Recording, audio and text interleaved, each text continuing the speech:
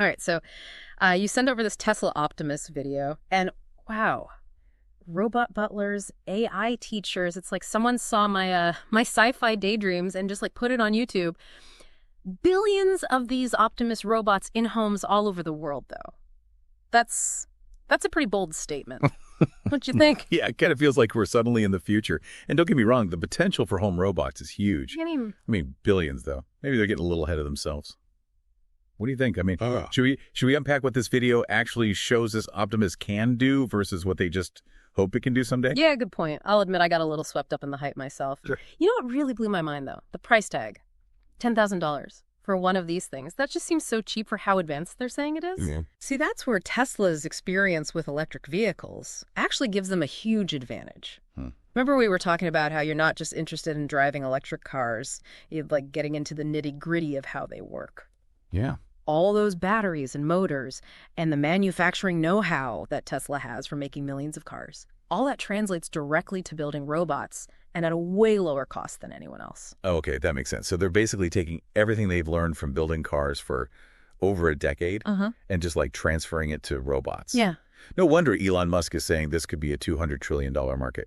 If they actually sell 10 billion of these things, that is... Again, we got to remember, that's a huge if. Not exactly a sure thing, but it shows you how big Tesla's thinking. Okay. This isn't just about robots and factories anymore. It's about them being everywhere, like our homes and our lives. Speaking of factories, the video did this whole thing comparing Optimus to its competition, right?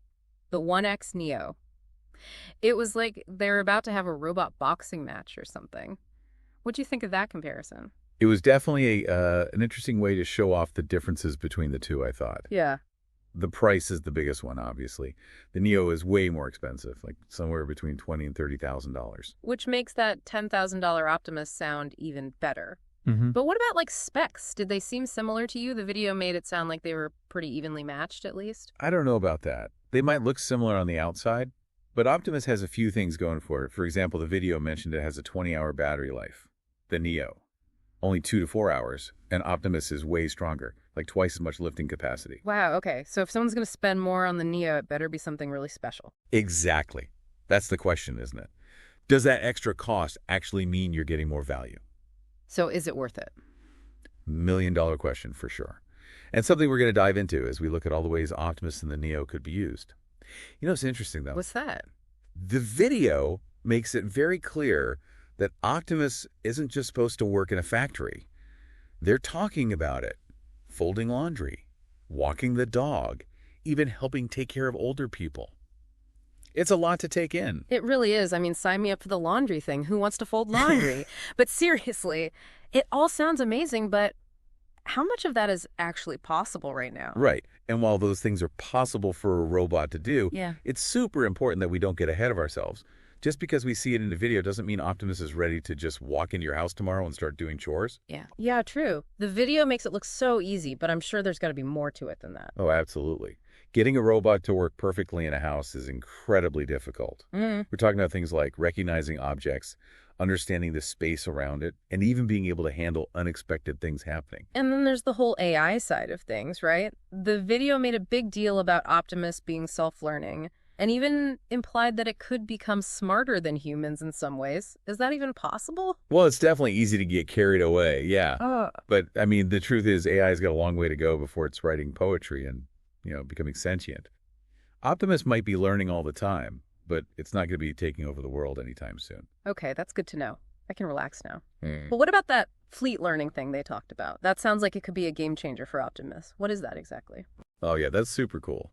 So basically every Tesla car out there driving around, all that data they're collecting about roads and obstacles and stuff, Optimus can access all of it. So it's like Optimus is getting a crash course in driving before it even exists in the real world. Pretty much. Every time a Tesla figures out how to navigate a tricky situation, Optimus learns from it. That is wild. But it also makes you think about who controls all that data, right? It reminded me of that podcast we talked about, the one about AI prompting. If we're going to have robots like Optimus everywhere, we got to know how to communicate with them, how to teach them. Absolutely. We can't just expect them to magically know what to do, right? Yeah. But okay, let's say Tesla figures it all out.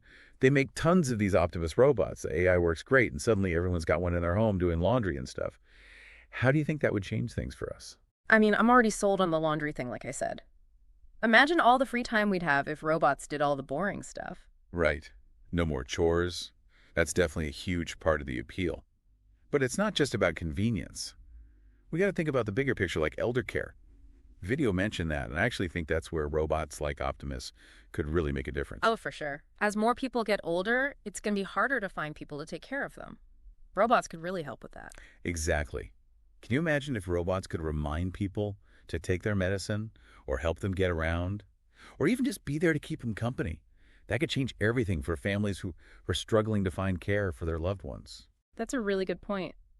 And it's not just about elder care either, right? Think about all the people with disabilities who could use that kind of help. The possibilities are kind of mind-blowing. But one thing I'm not so sure about is that whole robot teacher idea. That seems like a stretch. Yeah, I get it. Teaching is about more than just knowing the facts, right? You need that human connection. Yeah, exactly. Mm. Can a robot really be empathetic and understanding like a good teacher? It's the million-dollar question, isn't it? I mean, I don't think robots are going to be replacing teachers anytime soon. But they could be really useful in the classroom. Yeah. Imagine if they could tutor kids who are struggling or take care of some of the busy work that teachers have to do. That would free up teachers to actually teach. I like that idea. Robots as helpers, not replacements. Yeah. So a much more optimistic way to look at it. For sure. It's all about finding the right balance, right? Using technology to make things better, not to get rid of what makes us human. Okay, so maybe the robot revolution won't be so bad after all. But let's get back to Optimus versus the Neo for a sec. We talked about the price difference, but what else stood out to you? One thing that's interesting is how they're testing these robots in the real world. See, Tesla's being super careful. They're starting by using Optimus in their own factories where they can control everything. Yeah, smart. You don't want robots running wild and messing up all the cars. Exactly. But the Neo, they're already testing it out in people's homes. Whoa, really? That's kind of scary and exciting at the same time. Totally. And it shows you how differently these two companies are approaching this whole thing. Tesla is all about control. They want to make sure Optimus works perfectly before they let anyone use it. So it's like a slow and steady wins the race kind of thing. Right. But the Neo is like, let's just throw it out there and see what happens. They figure the Neo will learn way faster if it's dealing with the chaos of a real home. Two totally different strategies. Yes. Which one do you think is better? Honestly, it's too early to say. They both have their good and bad points. Tesla's way might take longer, but it could mean that Optimus is more reliable. Fewer chances of a robot uprising. You got it. The Neo, on the other hand, might be more adaptable in the long run since it's learning in the real world. So it's like choosing between two different parenting styles for your robot kid. Huh. I like that analogy. It really is. It'll be interesting to see who comes out on top, right? Yeah, and it's a good reminder that with all this new technology, there's always going to be some trial and error. Oh, for sure. You're going to have some bumps in the road, especially with robots. Mm-hmm.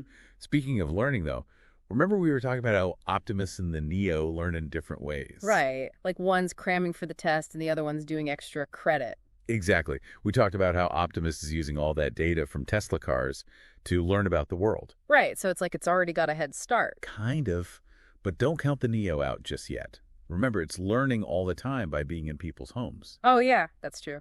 So even if Optimus knows more at the beginning, the Neo might learn faster because it's actually out there in the real world. Exactly. And it brings up a really interesting point about, like, general knowledge versus specialized skills.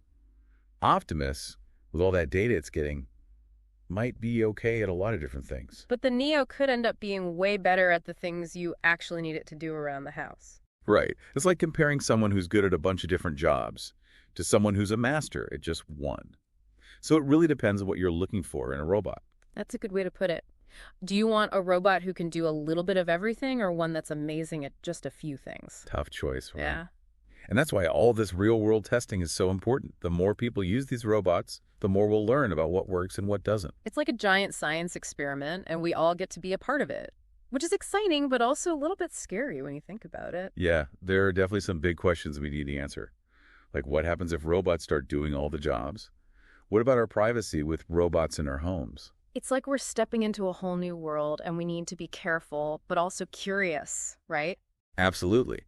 There's a lot of potential for things to go wrong, but there's also so much potential for good. It's all about finding the right balance. Well said. This has been a fascinating deep dive. I feel like I've learned so much about Optimus the Neo and the future of robots in general. Me too. Yeah. It's a topic that's always changing and evolving, which makes it so interesting to talk about. Exactly. And it's a conversation that we all need to be a part of. So to everyone listening, keep asking those tough questions, keep learning, and let's figure out this whole robot future together. I'm in. Thanks for joining us on this deep dive, and we'll see you next time.